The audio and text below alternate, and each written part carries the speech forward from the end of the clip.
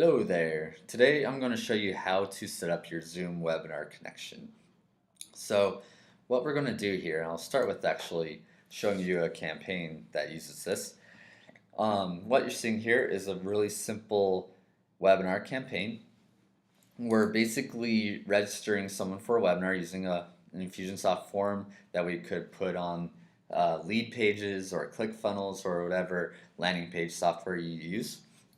And that's going to drive them to our registration sequence where we'll register them and then send out the reminders to attend.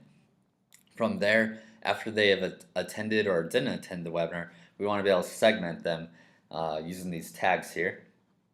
And that way we can follow up with people to eventually get them to purchase something. And then if they didn't attend, we might be able to invite them to attend the next time we do this webinar. So this is a really straightforward campaign that might look similar to what you might do if you're running webinars.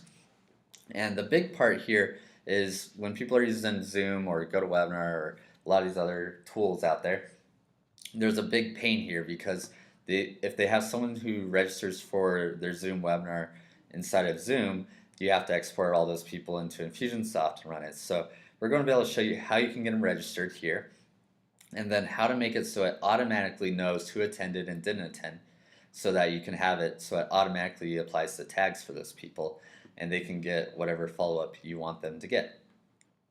So let's go to our Zoom webinar connection in Plus This. We're going to click here, and the first thing it's going to do when you sign into Plus This, if you've never used Zoom with it before, is it's going to want to be able to connect your Zoom account to Plus This. And if you haven't done that before, there's going to be a video on the side that'll show you how to do it. And once you've done that, you're good to go. So when you're connected, you're going to be able to see all of your Zoom webinars here inside of Plus This. And we'll just go ahead and pick this one to get started. The next thing it's going to want is a place for us to store the webinar join links. So these are custom fields, and I've created one called demo join link for this particular webinar we're running. And if I like to, I can apply a tag after someone successfully completes registration. In this situation, I'm not going to need that, so I'll leave it blank.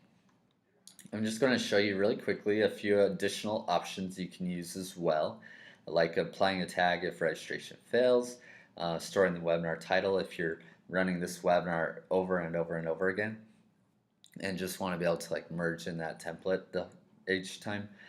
Same with the start date and time here. But finally, we're also going to get into tagging people based on whether they attended or not.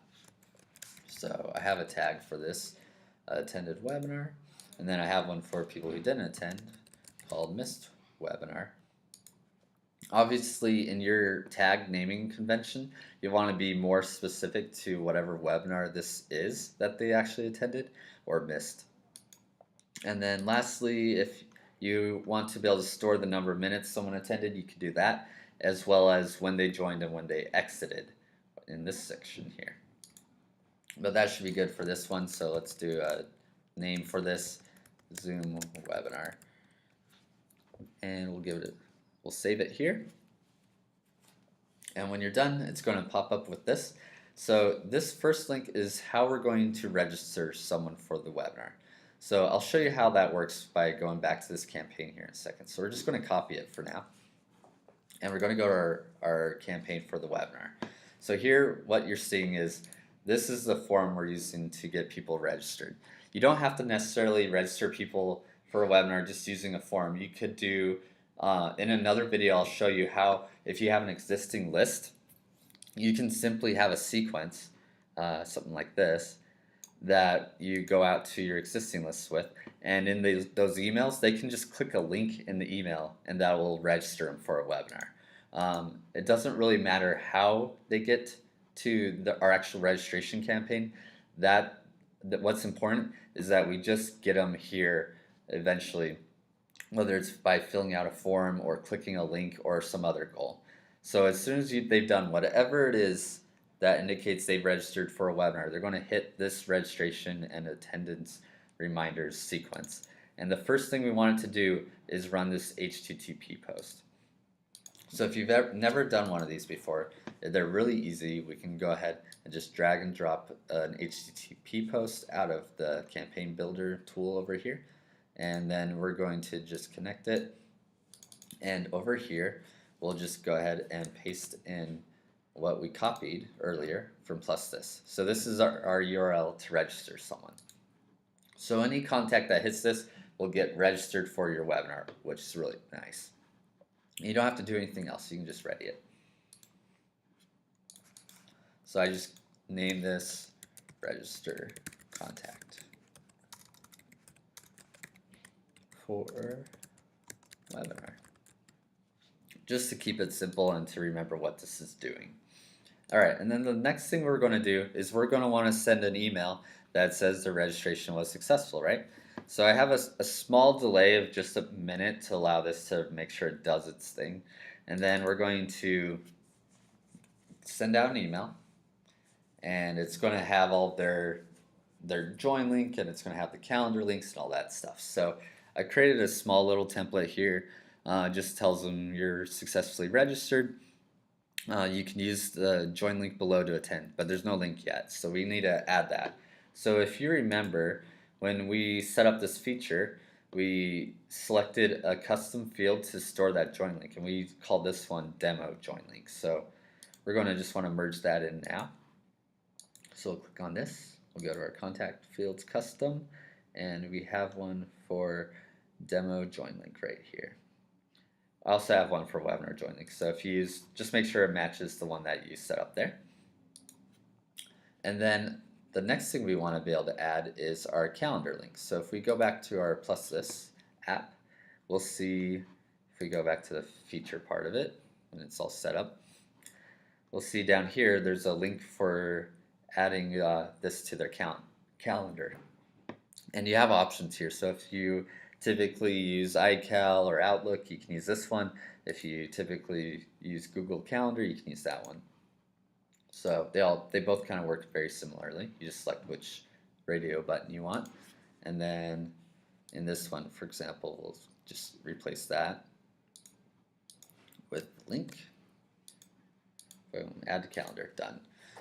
And that is how we send them their registration. The next thing we want to be able to make sure we do is in our actual follow-up, we want to make sure that these tags that we have here match up with the tags we set up in our +this. So we had one for attended webinar, so that's the one we want for that. And then we had one for didn't attend, and that one we will make missed webinar, because that's what we picked when we set up the feature, and we'll be good there. And then just want to show you a few other things with what happens after the webinar is done. So we're going to have a registration report where we can see everyone that's registered for this webinar. We can see if they were approved, we can see when they registered, and we can manually remove people too. If you have someone who's incognito trying to get into your webinar and steal your secrets or anything that you didn't want to see, then you're welcome to use this to do that.